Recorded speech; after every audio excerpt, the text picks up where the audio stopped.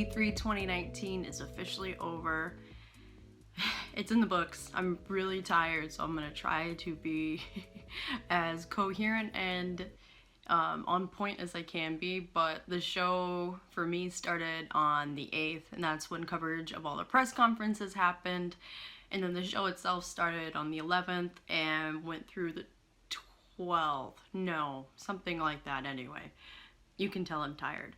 But I wanted to talk about my impressions of the show itself, the games that are coming out, the games that I got to see, and what I think the future of E3 might be, which I know is a really big topic nowadays with PlayStation pulling out and everything. But before that, I just want to note that I covered this show on behalf of Extra Life, which is a great organization, so I really recommend going out and checking them out. You can find them at extra-life.org, and every November they have something called Game Day, where a bunch of streamers and just gamers in general and wonderful people come together to game and raise money for kiddos in local children's hospitals. It's a fantastic organization. I'm really happy to work with them. And yeah, so little plug for them. So this was my third year at E3, and that first year was the year that we first saw the public coming into the show, and they continued that on. But as I've been in the show and seeing what's going on, we've had less and less content on the actual show floor. So my second year in 2018, Microsoft was in a different location. They continued that this year, and this 2019 E3, PlayStation was just out completely. And with that, we saw a lot of developers who also didn't show up. There was no Focus Home Interactive, and there was no IGN, which isn't a developer, but they're a pretty big presence on the show floor. And I really have to say, I wasn't expecting it to be as big of an impact as it was, but there was a lot of open space, and I feel like they really filled it up with stuff that shouldn't be at E3, like, I guess, merch. I mean, I understand, like, new technology on the show floor. That's a given. That's a part of gaming. But when it's, I guess, stuff like Zelda lanyards, or there's a big controversy about the Bang energy drink and the Booth Babes, it doesn't feel like a polished E3 as much as it did last year and the year before that. And so what I think that means for the future of E3 is we're either going to see a complete reformatting, maybe not a complete reforming, but a reformatting of who shows on the show floor, right? Maybe we have extended space for Nintendo, because it became even less accessible for these really big title games, and wait times for to play something like Pokemon, which is one of the biggest games at the show, or even something like Luigi's Mansion, which, you know, we've had 3 of those so far, so it's kind of crazy that there were 4-hour wait for those games. But it kind of makes sense, you know, there's not a lot of other things to see, so people are going to get in line to see what they can. And that's kind of a bummer for the people with Gamer Pass passes. And they just don't get to see as much. And I'm pretty sure 4-hour wait is like less, or is more time than some rides at like Disneyland, which is infamous for being super inaccessible. So I feel like the ESA has to really do something to make this better for gamers, really, if they're going to continue on the format of allowing them in and making the show for them. With that aside, I would say that Xbox actually did a really good job with their show presence. They are across the street from the LA Convention Center at the Microsoft Theater, and so they set up the games from indie to larger games like Doom Eternal on their actual presentation stage. And I missed them last year, actually, because they dipped out really early on the last day. Cool. But I did go in early on the second day to make sure that I saw them. And so it was a really nice presentation, really nice setup. And I was able to play a lot of games. Really cool. So I'm not totally opposed to these publishers, you know, taking taking their shows and making it into their own thing. Like, it's kind of cool. Like, Xbox even expanded out into the LA Live courtyard. LA Live is the area that's right next to these places. And made spots for Mixer, for live streaming. They had like celebrity guest gamers on their stages, stuff like that. Stuff where you can kind of spread out and see multiple things, which I think is what they really have an opportunity to do with these shows. So that was really cool.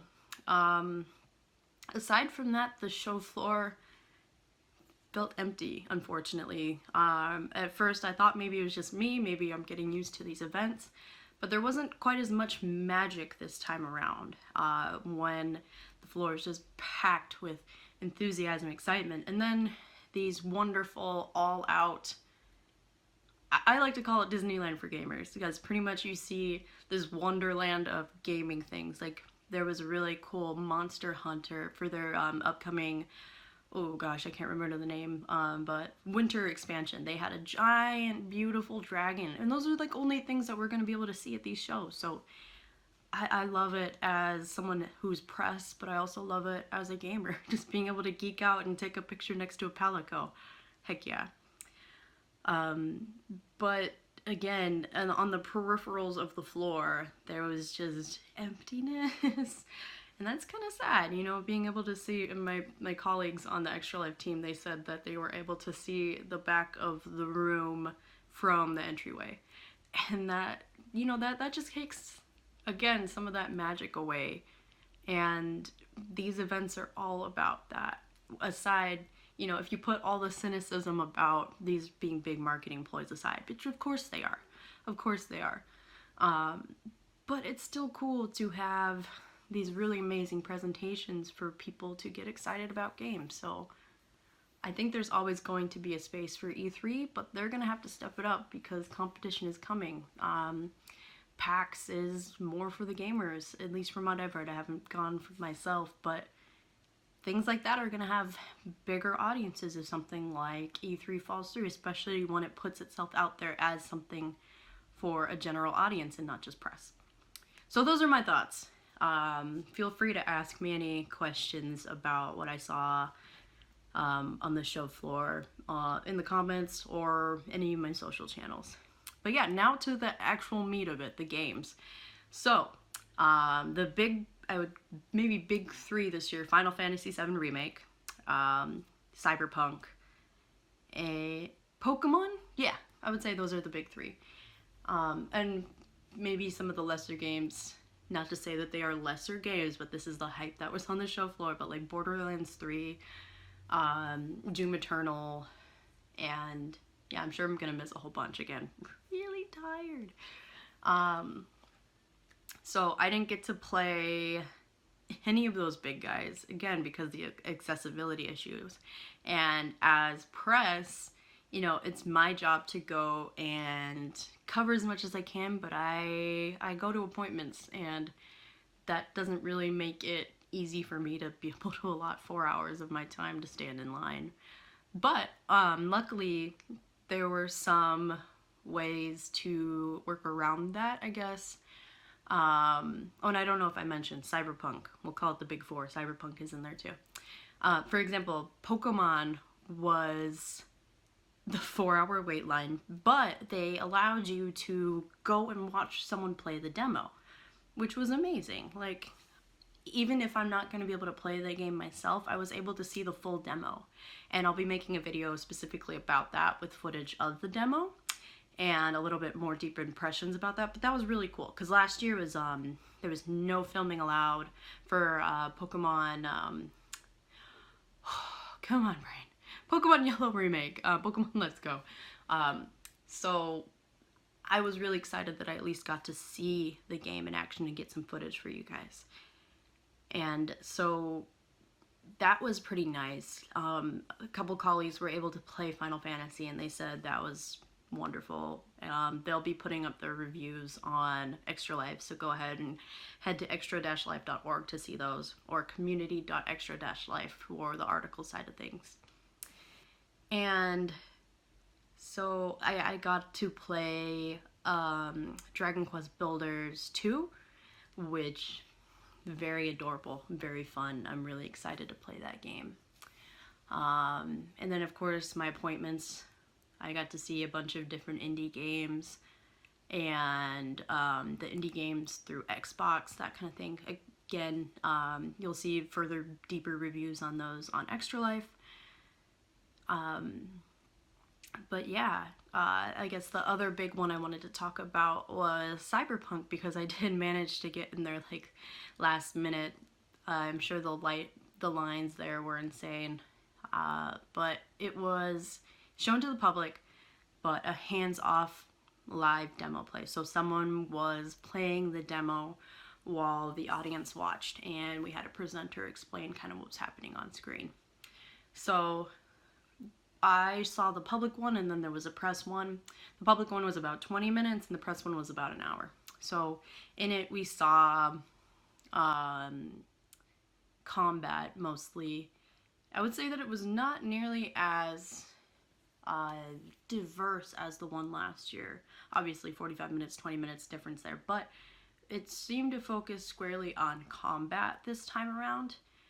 And we played as two different types of V, and they showcased different play styles, which you'll be able to change throughout the game depending on who you want to be. Really cool. I will note that you cannot change between those two characters during the actual gameplay, but, you know, for showcasing sake.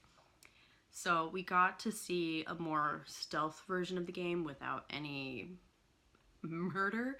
We'll just call it what it is. And then we got to see more of a guns blazing, just forceful kind of gameplay. And I'm sure that'll be coming to YouTube again sometime later, like they did last year. They revealed that 45-minute demo a few months after E3, so I'm sure you guys will be able to see it. But I really would like to see a lot more about the actual storyline. It seems to be a lot of you can do with this world what you want, which is great. But there are a lot of story points that I feel like they could fulfill, and I'm really ready for that. Oh, and one really crazy thing about this E3, to kind of shift topics, is we got a bunch of release dates that we did not expect, right? We got a Final Fantasy one, which is March next year. Cyberpunk, also March next year. And then kind of alongside E3 was Death Stranding, again March next year. We'll see. And Animal Crossing, March next year. We're all gonna have a really busy season. And I also want to say that I know there's going to be a lot of hot takes about how this is kind of a transition year for a lot of these things. Like we got to see a lot of stuff that was in the works, and we're kind of waiting for the next console gen, right? But Nintendo really knew what they were doing and poised themselves for this time. There's a ton of games that are coming out, and there's a ton of games that are already on the machine. And I feel like there's a lot for everyone. There's plenty of JRPGs, indie titles. There's even, gosh, this one really stood out because it just seemed kind of bizarre, but it was like a isometric dungeon crawl Al Capone game, like Empire something. So that was interesting, but you can tell where Nintendo was coming from. Like, hey, you're waiting for this next gen? Go ahead and play all these games on your Switch. The Switch is going to be around for a bit. Invest some time and money into it. Yeah. So those are some of my post E3 thoughts. Again, we'll come up with more polished and precise thoughts on specific games at Extra Life. I'll be posting a couple videos about a couple games that I saw. Maybe a Cyberpunk more in depth, but definitely a Pokemon one. I appreciate you guys taking the time to watch it, and thank you for following my coverage at E3. Yeah, stay tuned for all those articles, and see you again next year, E3.